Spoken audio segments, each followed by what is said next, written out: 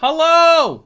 We are live on the internet. I don't know why I'm yelling. I'm just excited. We were just playing Wavelength before. If you didn't tune into the Feminist Frequency stream last night where we played Wavelength, oh my God, BOBAK, show everybody what Wavelength is. It was so fun. Wavelength.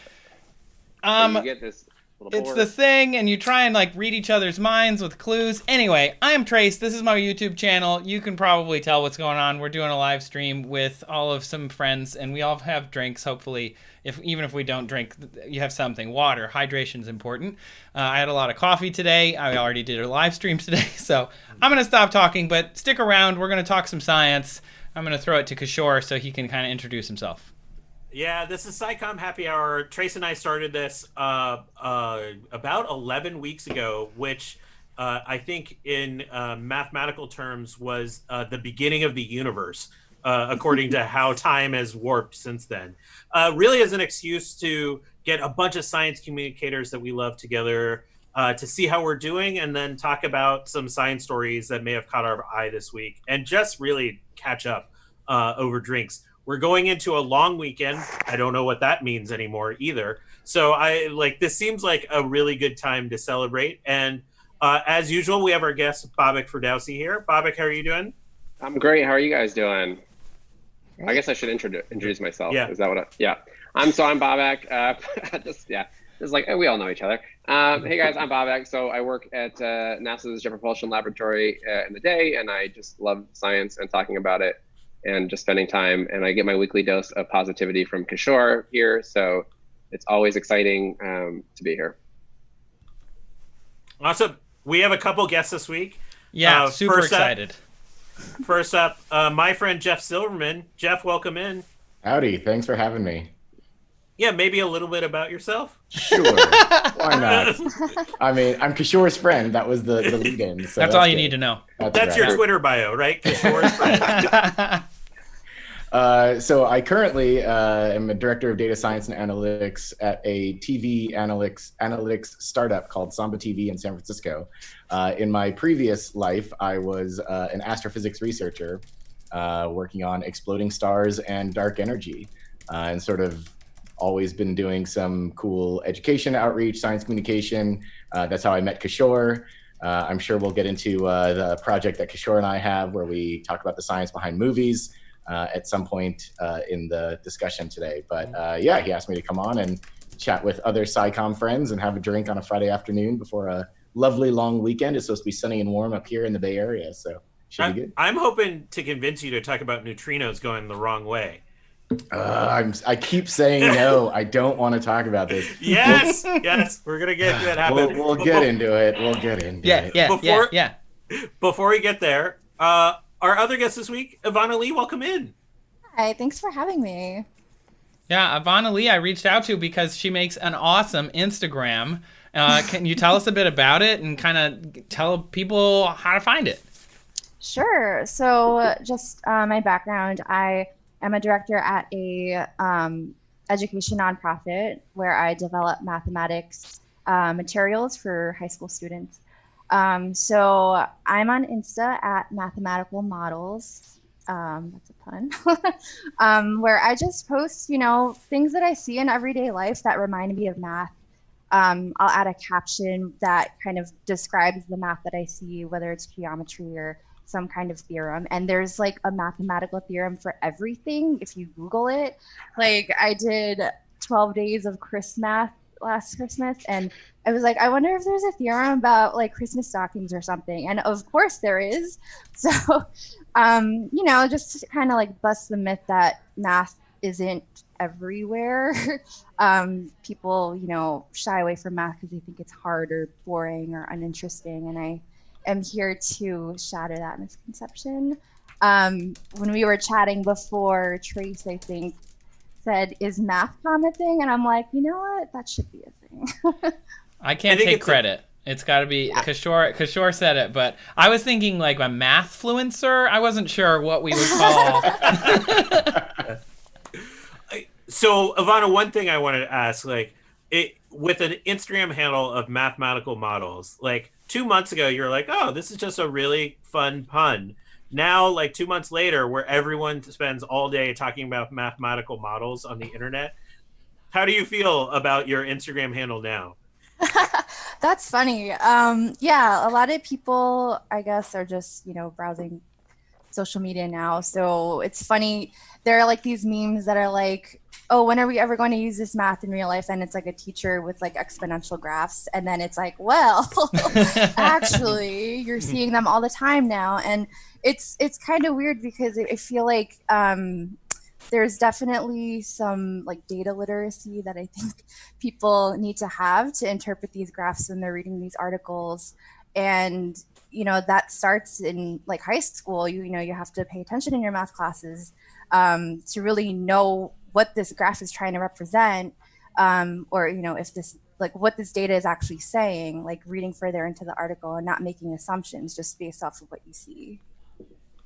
I like the idea that mathematical models, you like would rename your account during this time as just well actually. No, I started that from the beginning. That was, when I first started it a while back. But I've just, had more time to be posting on Instagram now that I'm stuck at home. Totally. How's everyone doing? Before you get into the science, how's everyone holding up? We're 11 weeks into this. I mean, pretty. I feel like this week was a corner for me. I don't know how you all feel, but like, I looked at my file cabinet and I was like, I need to organize that. And I would not have had the energy to do that last week. Like, not even close. And so I feel like I've turned a corner a little bit into like, this is the normal. I need to just like batten down the hatches and weather the storm and whatever other metaphor you want to use. And I just kind of, I don't know, I'm feeling jazzed. It also could be I had 2 cups of coffee and I normally have 1/2 of 1 cup of coffee, but still, I'm feeling really good. Anyway, what about you guys? I mean, I think I agree with the, this really feels like this is the way it's going to be for a while, or some kind of new normal. My company and plenty of other tech companies, I feel in the last, this week and last week are saying, you know what, maybe permanent work from home is a reasonable thing, right? Maybe it's okay. Some of the big tech companies in Silicon Valley were saying, all right, nobody coming back in until Labor Day, nobody coming back in until next year, and kind of extending that. And now a couple of places just saying, nope, if you want to work from home, go for it. And not only just where you are, but if you want to move to a totally different state and work remotely, that's becoming so accepted now and almost the norm. And so, my company, we had a full company-wide meeting this morning, actually, where they started to say, we're looking into that stuff. Companies looking into closing offices, because if it's a 12-person workspace and everybody's working or happy working from home, why pay rent and, provide snacks and stuff in there? So I think, we're really seeing that in a lot of companies, and, starts with big Silicon Valley companies, tech companies. And I think it's just going to trickle down to, tons of places that don't need to have people, working on hardware or working face-to-face with others. A lot of stuff can be done online. Yeah, that's so true, because I work in an office downtown in Manhattan, and I will be on meetings with the person sitting next to me just on video, because we have coworkers who work in other offices. So I literally go to the office not to actually interact with the people around me. It's like everything could have been done remotely in the beginning. But I'm kind of nervous about going back to work if that ever happens, because I take the subway and they're so packed. Like, I can barely fit on at my stop. So just being so close with all these people, I am just chilling at home. If I don't have to go to the office, then I'm going to stay here. See, what I've learned about myself is I need an office as a forcing function for me to like take showers every day and like and like get dressed. Like, there's like a kind of a routine that I'm craving about the office, like coming back. I've had ups and downs this week in the same way. Like, there's been that roller coaster within the company I work for around like when, if, like, how are we going to go back, all that kind of stuff. And then yesterday, I got 2 invites to Memorial Day picnics, and it was like the most normal thing ever. And like, when you read into the emails, they were like, okay, here's what we're going to do. We're all laying out blankets in this thing, but they're all going to be 2 meters apart. And they are all metric for some reason, which I appreciated. Nerd. I But, actually love that. like, 2 meters. everything- That sounds easy. everything about it was really cool. But there was something like so comforting about getting an invite to like a Memorial Day barbecue. Again, I don't know what it was. Totally. I know it's going to be different. I know it's going to feel different. All that blah, blah, blah, blah, blah. But it was just great to get invited. Do I sound like a 16-year-old again? That's what it feels like. I don't know. I feel like we're all saying the same thing then. What about you, Bobak? How do you feel? I mean, I agree. I feel like there is a sense of, I guess, like finally acknowledging that this is probably the status quo for a while. I think like we're talking about the moving dates. I think that causes a little bit of anxiety, right? Because you're just like, is it okay? It's only a couple weeks, and then you're like, oh, it's only a couple weeks more, and I think that causes a little bit of a tension. And I agree that most places sort of seem to have settled in, like it's going to be a while, you know. And I don't love it. I like KISHORE. I kind of like the structure of the routine. Like I like the getting up at a certain hour and being at a place and like committing to it. I miss the gym most of anything. Like that's the one thing that I don't think I can replace, obviously, like with the work. I mean, I don't use the gym in the workplace, but I mean, just in general, like that's the one thing that I miss really in a routine to force me to be healthier, because I'm not good at it by default. You know, there's some company out there that's like, you know, we know a lot of people are missing the gym, so we come up with the Ambient Gym Noise App. It's gonna like pipe in like all the sounds of the gym. There's a little clinking of metal somewhere in the distance. Do they like hit a button on Shark Tank? What do I have to do to invest in this? For an extra premium subscription, we'll send you the smells of the gym. I'll invest in that. That's so funny. Good week. It was a good week. I mean, you know, like I agree. I do feel like it does kind of feel like we're turning a corner, collectively. I agree with Ivana, though. The subway would scare me. Public transit, I think, is still something that we haven't quite figured out. And I don't think we're ever going to be, like, I keep thinking, like, this is what, the 12th week, or the 11th week of this, the 12th episode of SciComm Happy Hour. And sometime in, like, episode 4, KISHORE brought up that pandemics change societies. And I have been thinking about it this entire time. Because, like, think about all the things that are going to change because they have to change. It's like Julian in the chat on Twitch said that, you know, we've been going to the office because of tradition, more or less. Like, that's why we go to them. Not because we need them. Just, you know, just like Jeff was saying, we don't need to go there. We don't have to go to the office. But I need the snacks, Trace. I need the snacks. That is a big reason I want to go back to the office, for sure. No, and I think that there are definitely reasons in terms of, I also feel more productive when I have a place to go. Like, I work for myself now, so I've been working from home for almost 2 years, and it's like, that's fine. But I need a space. Like, this is my workspace. I don't want to do work on the couch or in my bedroom or in my kitchen. And like, that's, I think, really important. But it's going to change how we think about so much stuff. I think there's also a lot of secondary effects to like what we're talking about, right? Like there's still if folks are going to go back to the office, are they more likely to get promotions, for example, than the folks who are working remotely? Like, you know, we're talking about, you know, how things are going to change just in general. And I wonder if we haven't, like, what are the ripples that kind of perturbate? We talked about, I think, a couple weeks ago about, you know, right now how it's also along gender lines, right? That a lot of women are sort of staying home and focusing more on raising the kids while they're sort of stuck at home. And that has implications for careers. Certainly, right, like people who are on the resumes were like, I would have had an internship or a job at this time and it was canceled due to COVID. Like, what do we do? Like, I think there's these second order effects that will probably perturbate for a lot longer than even if we return to a version of normal in a year or whatever that is, right? And I'm fascinated by that. As a tangent from that, did you all see the Nature paper that came out analyzing submissions to scientific journals, and that men have submitted so many more journal entries than women over this period that like we don't know the exact reason why, but I wouldn't be surprised if some of the things that Bobak just talked about turn out to be true.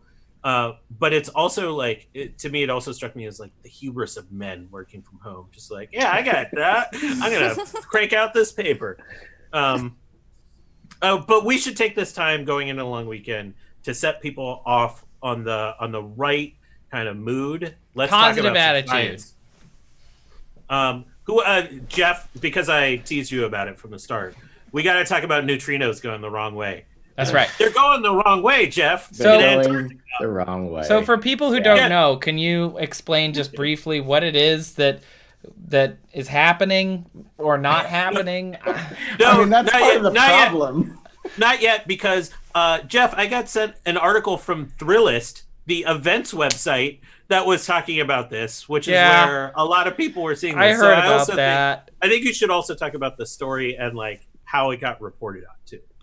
I mean, this is one of those things that, I think giving it more press is not the right thing, but you guys are making me, so that's what we're doing. Okay. I apologize on behalf of the SciComm Happy Hour. This is great. This is great. This is everything I want.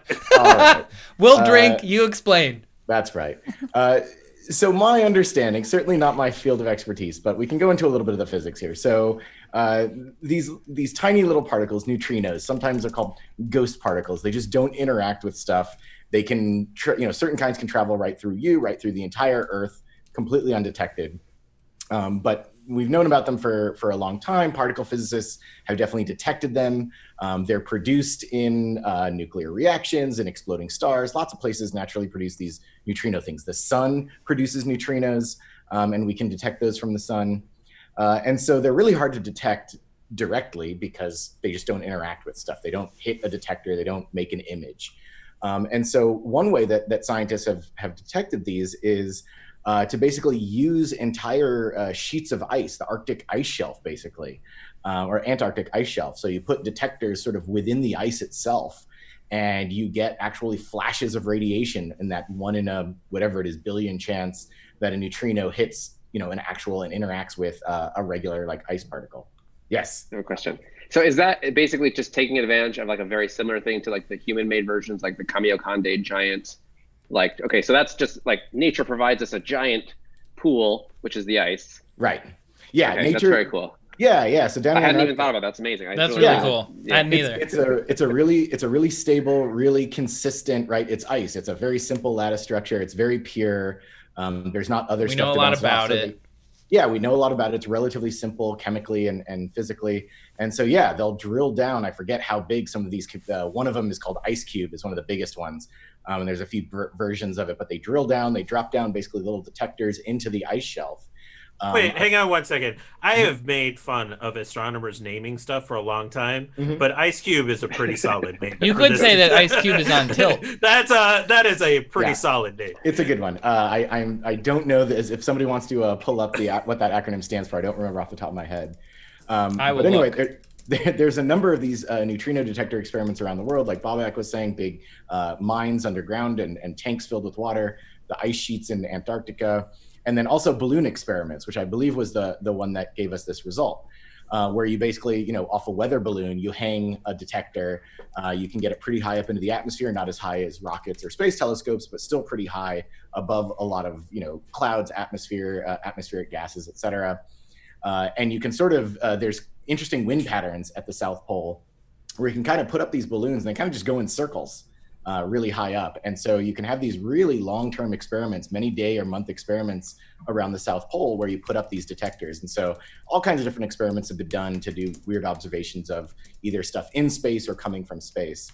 And so in the last few days, this announcement was made by a handful of researchers, some of which work either at NASA or have appointments at NASA. And so that was part of where we'll get into where the story went.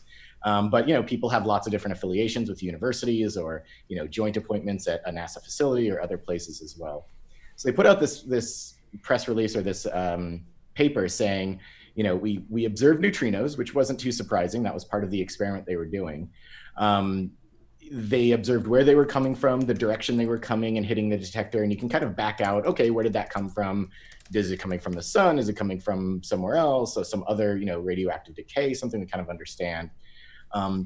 But the main result of this recent paper was they saw some neutrinos that were coming sort of backwards, basically the wrong direction, kind of the opposite direction of what they would have expected from sort of the standard physics that we know about and the standard ways that we've observed neutrinos before.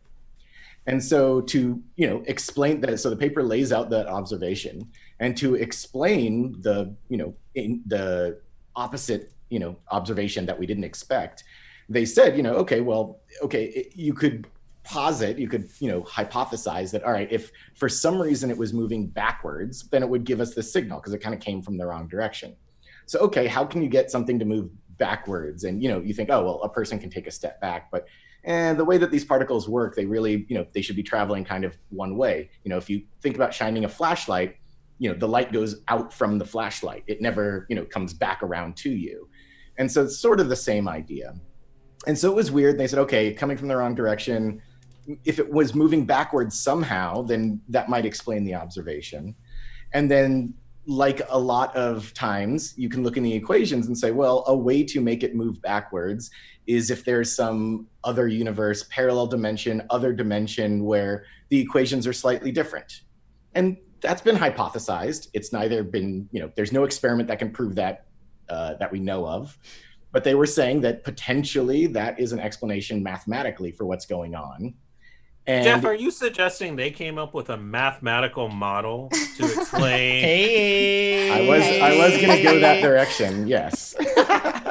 So yeah, I realize that your humor is more advanced than mine, but I'm going to make the broad joke whatever available. I mean, perfect. I would say that they applied the mathematical model to their observations to try and explain the observations. And part of the interpretation of that model is, one interpretation is that there's some parallel hidden universe where the equations work differently, where stuff travels backwards than what you'd expect, some bizarro universe, and somehow we observed something from that universe. We don't even, there's no good physics explanation of how we could observe another universe if it existed. So that's an issue right there. But this was very much like at the bottom of the paper, hey, here's some speculation, the equation kind of work, we don't really know, but it might make some sense for this observation. And so that was the paper as far as I can interpret it, not being an expert in neutrino physics. This got picked up. Certain words got picked up by the media, as far as I can tell. What? You're saying the media didn't get it right? I love how you phrase it. Certain words. So like alternate universe or mirror or parallel universe, those got picked up. Neutrino, because that's fun to talk about ghost particles. And then the fact that at least a couple of the authors either work at NASA or have some kind of joint appointment with NASA, it got picked up that NASA claims there is a parallel universe that we've detected, right? That's basically the headline that everyone saw. Where time is moving backwards. Right, where things move backwards, there's a whole including second time. half. Right, yes. Yes, that's right. Wow. All right. Wow. So there's that. Ivana, tell us about why these mathematical models might not be correct. I'm sorry, I can't help with that. Perfect. Just know math is important. That's a good answer. But Jeff, just to drill down on this a little bit. I mean, basically what you're saying is they made this observation of a couple neutrinos. And literally, I think it was like a couple neutrinos. Yeah, these are some of the things, like, because they interact so infrequently, you literally can count on one or two hands in a given, gigantic neutrino experiment, the number of neutrinos, which is, mind-boggling to me. When I was doing astronomy, I was observing light, and you get light waves and photons in the, billions in optical wavelengths, at least, that we see in our eyes. So they observed something they don't understand and then just came up with like at the end of a paper, not as the central thesis of the paper, we're like, hey, this could explain it, but it's really not the central kind of point of it. Yeah, you always have that last paragraph in a scientific paper with the future speculation, because more research needed. You mean that paragraph? More research needed, which is code for more funding needed, because I got to keep myself employed, right? So exactly, they were speculating on that and said, yeah, here's some equations. If you fiddle with the numbers and fiddle with the plus and minus signs, yeah, this could work, but we don't have a good physical explanation of what it's telling us, or how we could even really confirm this or do much more with it, but the equations kind of work, and there you go. And then, that's the paragraph that everyone was harping on. BOBAK, how did it happen at NASA? Like, did this paper make airwaves on the we talked about Slack? it in our group chat. Yeah, Yeah. we definitely were like, this is ridiculous, right? Which But GIF I did you get it, like- use to describe how you felt about No, it? I mean, so but one, it was also interesting because there were articles about this that even came out a couple weeks ago, but didn't have quite the sensationalist take on it, right? I mean, yeah, using NASA as a brand, I get it. It's absolutely brilliant, right? It's a very recognized, like NASA did this. It's very different than university even finds this kind of thing, right? And not that they're any more or less credible. It's just, you know, it splashes headlines a little bit more. So that was it. Yeah, I think we just chatted about it and laughed about it, and we're like, okay. And you know, of course, everybody wants to, make jokes about 2020 and timelines anyway. So I feel like it plays into the sort of the public desire for some sort of like narrative that explains why we're in this situation. I would have been more into it if this actually explained like the timelines we saw in Avengers Endgame more thoroughly, but that's not what I saw. I always think about that when Tony Stark is like looking at the Mobius strip and he's like, you have to find the eigenvalue or something, and I'm like, what are you talking about? I like Googled if that was an actual thing. You should talk about that for a second, because Yeah, Jeff went on like a 5-minute rant when we aired that movie at the Alamo. Oh, really? About the eigenvalue. What was your takeaway? I mean, it was a great script that included, I would normally call it technobabble, but it really was math babble. Using actual terms, but applying them in completely nonsensical ways. Star Trek is notorious for this, where they just string together a bunch of terms that are real terms, but not in that order and not, with the other terms in that sentence. So yeah, just looking at a Mobius strip and talking about eigenvalues, like those are mathy things. I guess that's true. Wait a minute. Not a Mobius strip. It was an inverted Mobius strip. Oh yeah. Which is still a Mobius strip. That's the whole friggin' point. Right. I was like, is that a real thing? Trace. Same thing. What's an eigenvalue? Oh, we're going to go into eigenvalue. Is it a real thing? What is it? It is a real thing. Ivana, what is it? Oh gosh, I don't know if I can accurately explain. I know I learned them in differential equations and we use them, but I don't know if I can give a definition of exactly what it is. You just know it's a math thing. Oh, it's definitely a real thing. Yeah. I didn't even pick that out. Oh, it stuck out to me so badly. I was like, I don't know if that's real. That's so weird. That's really funny. We should talk about some math stuff. Yeah, I'd love to Ivana, get some math comment. Yeah. Yeah? What would you like to know?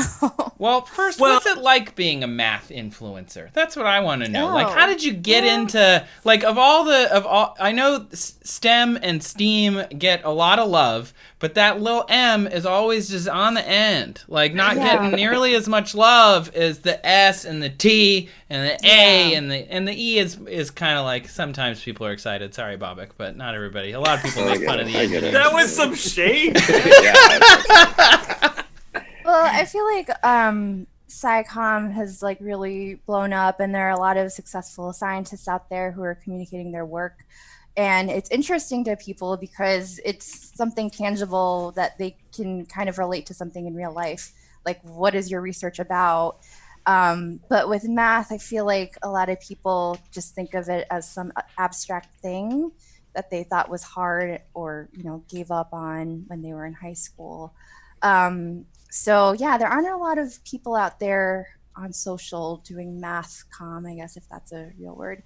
But I don't know, I enjoy it. I just like background, when I was in high school, I was actually really bad at math. And so it was the only class like I ever failed. But I eventually, worked my way back up to AP Calc, had a really great teacher, and he just really encouraged me and made math interesting. So I ended up majoring in math and just really falling in love with it. And I just feel like a lot of people hit that point where I was in high school, where they found it very difficult and never tried again. So I don't know, I'm just kind of out here trying to show people like, no, it is actually really interesting. Yes, question. What? Yeah, no, I'm so curious because that's a great takeaway. It is. What about was it the failure? Was it just another chance because you were forced to take another class and it just happened to be presented differently? What made you get back into it? Because that's amazing. Like I agree with you. Most people would be kind of like, all right, forever done with math. Yeah, that is a good question. I think because it was the only class I ever failed, like I had done really well in school my whole life until that class. So I guess in hindsight, you know, looking back on it, it might have pushed me to work harder. I don't know if I was actually thinking that when I was a high school student, but yeah. And then just, you know, when you work harder at something, you kind of like see these connections and it makes it more interesting. And I just remember like doing calculus problems for like my homework and like looking at the back of the textbook to see if I got it right. I just like, it was such a high for me, like, oh my God, I got it. So, you know, it went from there. And then when I got to college, I went to Villanova outside of Pennsylvania or outside of Philadelphia. And I didn't know what I wanted to major in. I was undecided. I had absolutely no idea for like a year and a half, like my freshman and sophomore year. But because I had AP credit, I didn't have to take calculus. I completed my prereq for math, and I was taking all these courses, and I was like, I don't like any of this stuff. I really miss math. And then that's when I decided to declare my major. Are there some examples of like math in practice? Like I'm going to lift the curtain a little bit and say that before we hit air, we started playing a board game of some sort.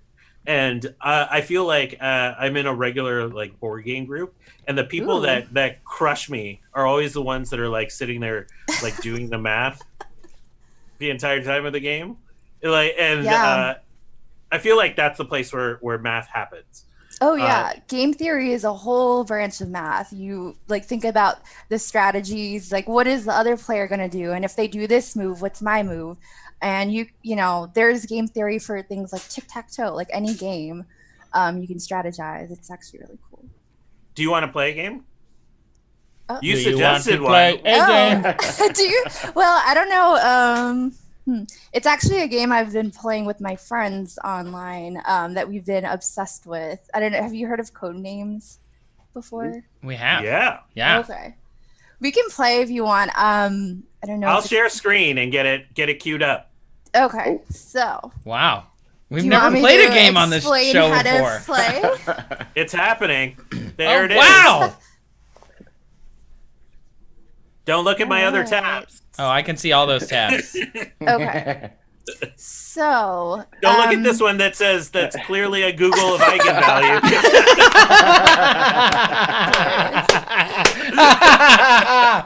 Excellent, You completely excellent. outed Okay. yourself on that one. So we have 5 people. So I guess 2 teams, 3 and 2. Cool. Divide us up, Ivana. Okay. There's blue and red. Does anyone have a preference? Okay. Blue. I will. Okay. I'll take blue. My hair is blue, so it's Okay. easy. Okay. So Kishore and BOBAK. Bobak will You be did. blue. BOBAK, sorry. Yep. Will be blue, and then me, Jeffrey, and Trace will be red. So it starts off with one person from each team is a spy master. So I can be spy master for red just to start. Who wants to be spy master for blue? I'll be spy master.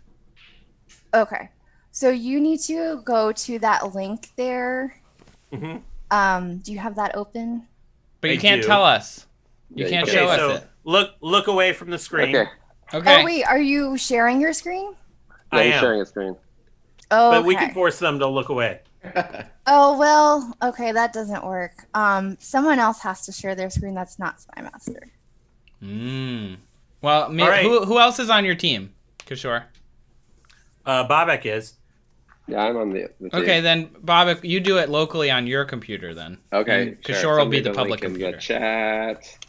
Yeah, I'll send it to you in the chat in 1 second, and So- I'll stop share. The point of this game is to try and guess your words, right? So the computer in this case, or like the board, is divided between red words and blue words, and we're trying to guess which words are our words. So if I'm on the blue, I'm on the red team. So all of the red words we're trying to guess. We're trying to not guess the blue words, and there are also words that have no color.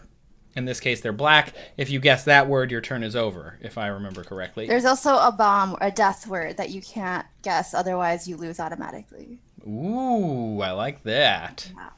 So the idea is, code names is you're supposed to give a hint, and then we have to guess which words are described by that hint. Yeah. And not guess. So I'm just going to share my. Oh, I'm disabled to share mine. So Kishore, are you just going to look at the screen first for yourself, and then come back and share it afterwards? No, you need to see it the whole time.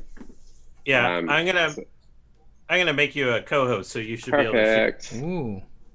Great power comes great Wow. responsibility. All You are right, the co-host now. Trace, that means you're going to be the spy master Right. on your team, something like that. Now you can see. I Is can it a good see. size? Should I expand this ever so Yeah. slightly? I'm the Maybe. spy master on our team? Oh no, I made. Well, anyone can be spy master. Okay, BOBAK, we're good. There we go. Okay. A little bigger. So the screen that's showing is not the spy master, right? It is not No. the spy master. Okay, good. Okay. So I'm the spy master for red, so I click spy master at the bottom right. Got it. So the spy master for blue will do the same thing. I'm not going to look. Oh no, you can look at the screen. Yeah, you can. Oh, look. we This can? Is the general board. This is the the board that all of us general can see. board. Yeah, Okay. everyone This is can the I look. didn't know board. if it was I'm going to sharing the pop board up all something that. Oh Yeah. no. No, I'm You're- not clicking you're anything. safe. So We were playing okay. Frequency last night on the Wavelength. FemFreak that I started with earlier, and we had to cover our eyes all the time. I like how close you it called up. it frequency. It's That's very awesome. similar. I mean, it's I called it frequency. I meant wavelength. Oops. That's funny. They're related. Excellent. Okay, so I have to give a clue, one word clue, and the person on the red team, or the people on the red team, will have to guess. I also am going to give a number, which is the number of words that relate to my clue word, and so you will pick which words they are. The trick is a lot of these words might have double meanings or might be related to other words, so you might veer towards the wrong words. Okay. It says it's Blue's turn, so... Yeah, it's our turn. all right, Okay, so Kishore, give me a okay. word. Ready. Wait, I'm supposed to give you a word? Yeah, you're supposed to give me, because you know which ones are your color. So you tell me a Oh. word, and I'm supposed to pick on this screen, I'm supposed to pick the ones that relate to whatever you tell me, and the number that you Yes. tell me, essentially. Yeah. Yes. Okay. So I'm We could supposed play to an give you open a round, by the way. I mean, I don't mind. We could also just This play an could be open a round for practice everybody. round. Yeah. But, yeah. Okay. I'm gonna go with Ides. How many? It's like the Ides of March. Ides 1. I'm just gonna ease into it. Ides Got it. 1. Yeah. Okay. I'm gonna go with March here. Yeah. So I just click it. Ta-da! Nice All right, job. transfer over Excellent. to you. I just went Excellent. with easy to start. What an We'll odd. level up. I mean, a very specific word that is like okay. So now it's the All right. red On team. In Blue's turn, and now it's Got it. Oh, shoot. My board was different. There. Oh no. I have a different board. Hold on. You Uh-oh. can see the. Oh, that doesn't work. It does not work. We've never played a game on the stream before, so This. Yeah. if it doesn't work, we'll be fine. Okay. Yeah. Sorry. No. I don't know also why just screen shows a Talk different about one. a little bit of the math behind it, and I can give BOBAK another clue. I mean, we ended our turn, but that's Yeah. Oh, yeah, that doesn't work. I'm so sorry. I don't know No, why it's okay. my This screen is had a good. We can different also, one. like I said, we can also try the just the open hand. I don't know if there's any way to give you. I mean, I guess I can click the Spy Master if you guys want to see it. Well, and you can could just click for us. But yeah, but I if don't she think doesn't she know knows the- which clues. She has the wrong board essentially. Bobak Yeah, could be I master have for that. both Well, sides. yeah, someone else can Oh be. yeah. You Someone can else be, Do you can guys be want the me to be? spy master. Or No, actually, no, Kishore I'm could be Spy Master. Sorry, I'm I'm sorry, Spy yeah. Master. So why for don't both Okay, sides. so I will join the red team, team. and Kishore is just going to be like perma quarterback here, kind of. Yeah. Okay. Yeah. Who Okay. wants to join Team Blue? I'll I can join join Team Blue. Blue. I'll be on Team Blue with you, Bobak. All right, thanks, Okay. Trace. Okay. Cool. All So right, now Team Kishore is Red. the quarterback, and we're just playing like this is Pictionary, and he's the only one who can draw. Got it. Okay. Okay. Wood 3. Ooh, 3. 3. Okay, log for sure. That seems like a good one. Let's see. Wood. Deck. I'll click these when you're done, I guess, right? You don't want to click these earlier than when you named all 3. Yeah. Right, Okay. yeah. And Ivana, if you want to talk about the math that we're experiencing as we're going through this, Oh, or why you like this from a math perspective.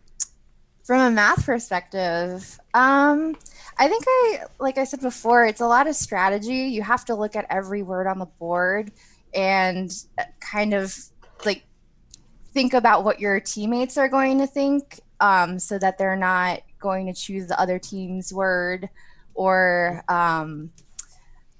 with the multiple meanings, you can kind of like stretch your clue. So that's kind of interesting. Sometimes there might be multiple words that relate to your clue, and you didn't even see that one of them did, and then they're picking that. Yeah. So this has caused a lot of fights with my friends recently. All right, so your picks. I mean, yeah, I think log is pretty solid. Yeah, I like log. I think deck is a good choice. Agreed. For that third one, I mean, maybe park. There are trees in the park, but I don't know. We could only do 2. That is an option in the game, right? We can only. Yeah. You don't have to pick all 3. You don't have to do all of them. Yeah. Okay, I'm good with those 2. All right, log and deck. I have high confidence I know what the third is, and I disagreed. So are you right? Log and deck? Yeah. All right. Okay, so you have to remember that I've been drinking and I didn't even notice log on there. Great, and I immediately helpful. thought about log as a in the mathematical way. Oh no! I didn't rig this board, I promise. It's fine. We're great. fine. All right. But now that wasn't. Yeah, I mean, you don't lose anything, right? That would have. No, it's just our turn is Now, over. we need to remember that we have 2 on the board that at least Drunken Kishore thinks is related to wood. Yeah, that's the other thing. Now I'm very curious, though, what the other one is. All right, in that turn. All right, Kishore. I will go with. Oh shoot.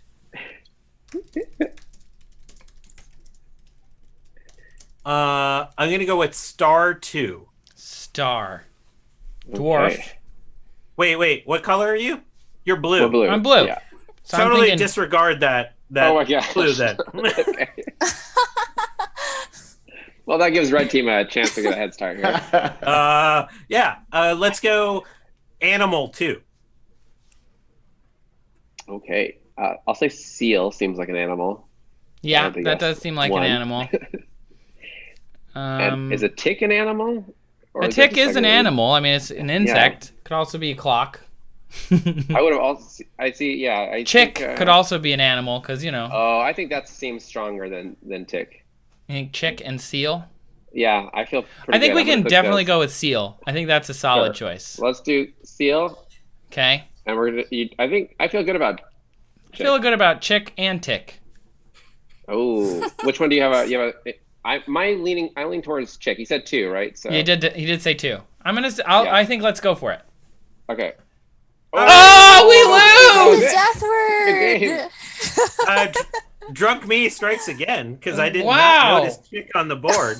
I'm impressed. I'm also really now struggling because I thought wood tick was the wood option, and And what was the wood clue? You know what? I want to point What was out the other wood?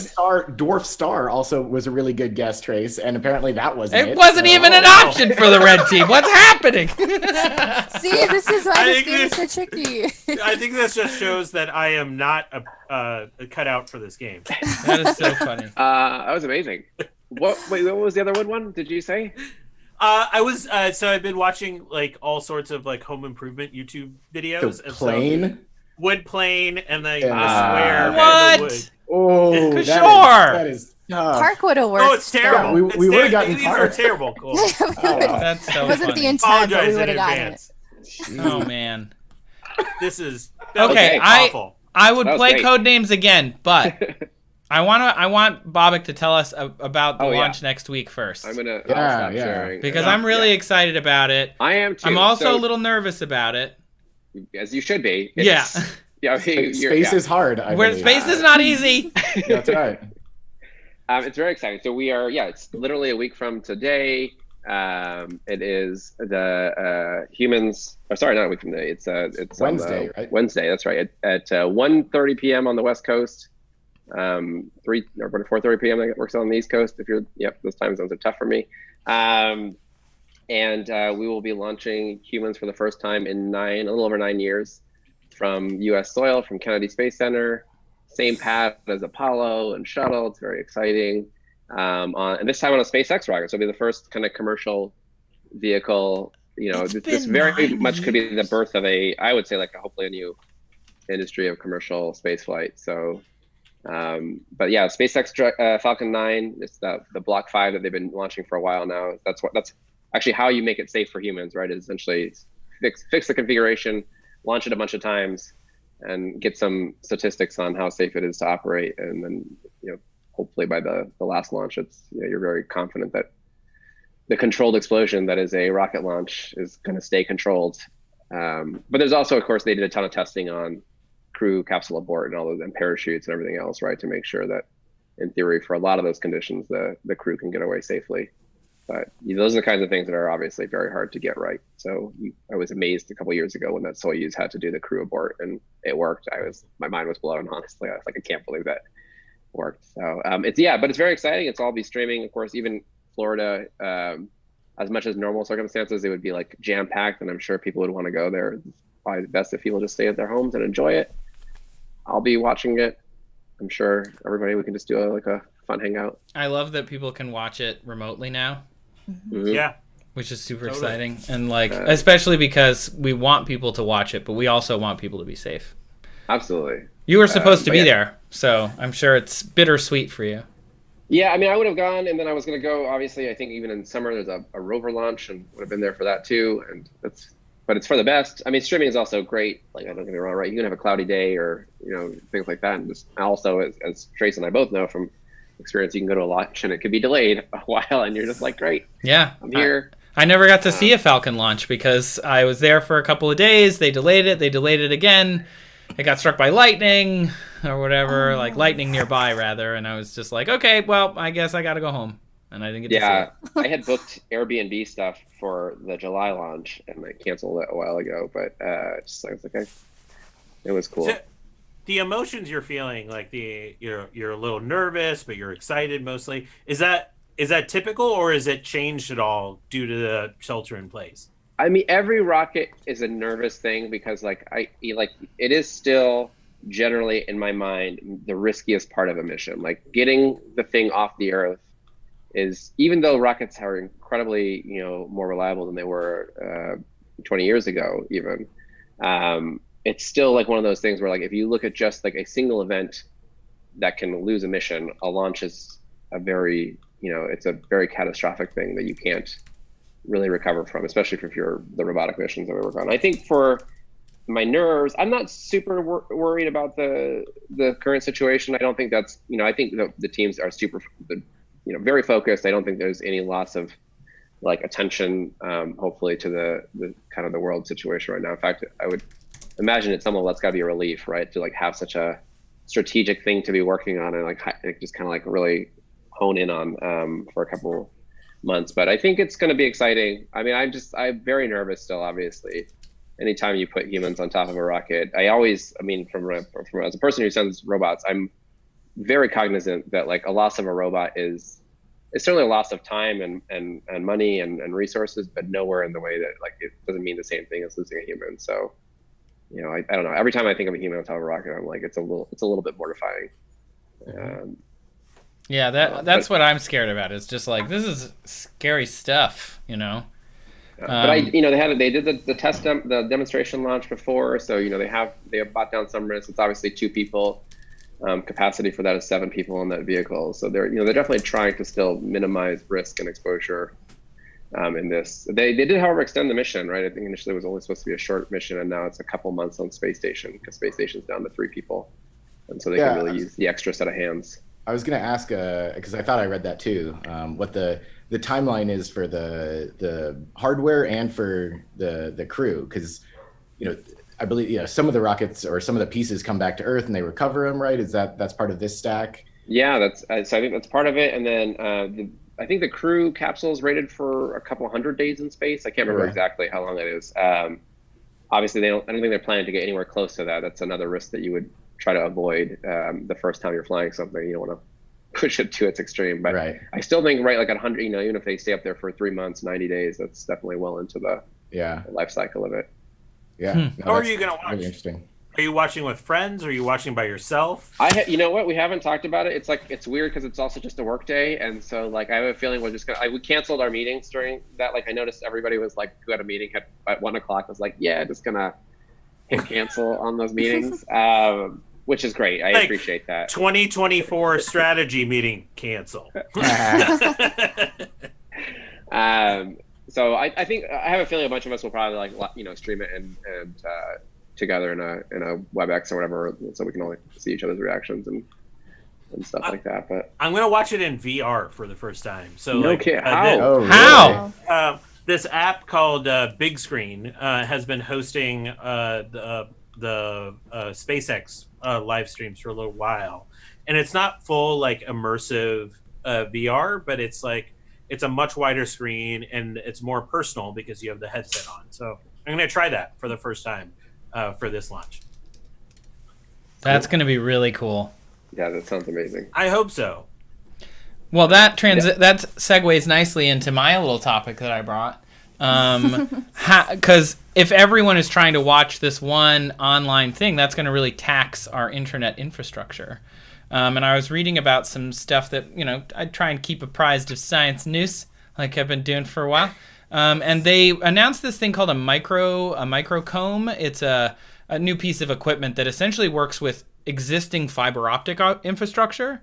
So it essentially makes it way freaking faster, like way faster. We're looking at 44 terabits of internet speed per second, which is a lot. What? That's a lot. Is this through this is through main cables? This is through like backbones and trunks. Yeah. It's through, but theoretically could work with any fiber optic connection because the chip is backwards compatible with current fiber optics. Wow. So for people that aren't familiar with terabits, a terabit is not the same as a terabyte. They're a little different. So I went online and found a calculator that'll convert between the two. And so this is 44 terabits is about 6 terabytes per second. So you could move all of Netflix, their entire library, in like a couple minutes across the entire internet. And so it's an optical microcomb. They put them at either end, and it filters out different spectrum much more efficiently. And it's essentially just a chip that they can add on there. And if you're not familiar with how the internet works, I know probably a lot of us are, but it started in the 1960s, and we had government funded and private or like publicly funded internets, and they have little nodes, and the nodes connect to each other. And then over time we started adding more and more nodes, and that's why no single group can own the internet, even though in movies they like go to the center of the internet where the speeds are the fastest, and it's like that's not how the internet works. It's like run by governments and companies and organizations and like public-private groups and stuff. And so all of those nodes connect to each other, and there's essentially 3 tiers. There's like us down here on the lowest level where all of the local ISPs, and we plug into a cable that connects probably to another cable that connects to a building somewhere in our town. And then that building has a bigger cable, sometimes physically, but sometimes it just has more bandwidth in it, that connects to another building somewhere, and then that building connects to another building. So let's say you're a customer of Comcast, like many Americans are. You are connecting to a local Comcast hub that connects to a bigger hub, and then all of the Comcasts connect to all of the AT&T and all of the Warner and all of the Frontier and Verizon, everybody else.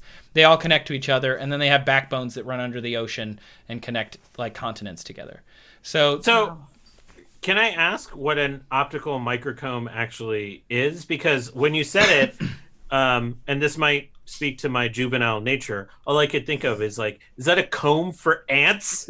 But like the like, Nice. is it literally just a processor chip, or is there more to it than that? Like, what does it actually do? So from what I could find out, and I don't fully understand the technology, but from what it seems like is it just more efficiently can like slice the spectrum. So if you think of like just like a more efficient radio, we can further divide like a megahertz into decimal points. This is the same thing. We're dividing spectrum into tinier and tinier and tinier bits. So if each of the 5 of us are sending one wavelength through the fiber optic cable, it can do more wavelengths. And that means we can do it faster because we're not getting as many errors, we're not getting as much kind of interference between, and we don't have to leave as much space in the spectrum for each person who's going. So right now the backbone of the internet runs at about 100 gigabits per second, and we're looking at 44 terabits per second potentially. So that's a huge jump. It's huge. And they're saying that like they now that they have this, that's 44,000 times faster than the highest connection available to consumers right now, which is pretty cool. I like that you mentioned errors in there, because like it is part of the equation. Like you will get errors, and there's all the corrections that happen on all those errors that are just happening in real time, like that you never notice. Yeah. That is an amazing part of like how data transfer works. That is just still blows my mind. Like I was remembering for some of the encoding schemes, you're literally sending 6 times the bits through the system in order to just get 1 bit. You're sending 6 bits through, but because there's still like the number of errors doesn't go at the same linear rate, that 6 bits is more efficient because you can just send them much faster than sending it 1-to-1 with no error correction, right? Like you can ensure. So it's a very weird thing that like you can just throw more data into a system, accept more error effectively, but less error cumulatively than you would have had with essentially a perfect slow system. Yeah, it's super cool. The more I learn about this infrastructure, the more interested I am. I'd love to go to like see some of the buildings. Like I love the physical infrastructure that builds things that you can't see. So like something like this, I find so fascinating. And the fact that I can't remember what person, some person in Congress said that the internet is made of tubes. I'm sure somebody will remember. And they're not entirely wrong. Like yeah, they're made of little tubes of glass, like kinda. How it's made on the internet would be awesome. Oh yeah, Yeah. with Right? that very Because, soothing voice, just of B-roll of slowed down B-roll. It'd be like soothing Tron. Like you could fall asleep to Tron. I would like to watch like the life of a bit, like the story of a bit that came from your whatever, like I want to write this character and it's whatever I don't know what in the ASCII terms now a character actually takes in terms of bits, but Yeah. like then that bit's little like journey through everything till it got to my friend's phone. Yeah, that would be cool. That'd be really cool. I wonder that individual piece of information and how many times it's copied and how, because that actual like bit of energy is absorbed into like constantly, essentially, right? It's like absorbed as it moves through the atoms. Like Right. it's not the same one. It's a giant game of atomic telephone, which is super cool. Yeah, this God, I'm a nerd. the microcomb technology, I'm almost positive it's the same technology that has been used in telescope detectors, and there's been work on that as well. And like what Trace was saying, being able to break up wavelengths of light into finer and finer detail, used for like exoplanet, detecting planets around their stars, looking at their atmospheres, things like that. And so, yeah, you'll get those now being installed in some cameras. So another, useful technology that, astronomers have applied in various fun, very high sciencey ways that are affecting lives, on the ground in real life. Hey, That's here super goes cool. Jeff again, arguing for the importance of funding NASA. Same old from him. It improves your life every day, blah, blah, blah. Yeah. I mean, how else are we going to be able to quickly read articles about, alternate dimensions where time goes backwards? It's true. You could load that article 44,000 So much times faster now. It's already been an hour. Time flies when you're talking about science. Thank you, everyone, for joining us. Apologies for everyone for that performance in code names that I just provided. Honestly, I thought it was really great. It was great. It was very entertaining. Let's do a quick whip around of where people can find you and things to look out for this week. Bobak, why don't we start with you? I'm Tweets Out Loud on Twitter and Instagram, but obviously I'm going to just go tell you guys to watch the launch on Wednesday. I'm so excited. I hope you guys are too. Yeah, should be a fun time. Ivana. Hi, I'm on Instagram at Mathematical Models. I don't really tweet, so Instagram is pretty much where you'll find me. Jeff.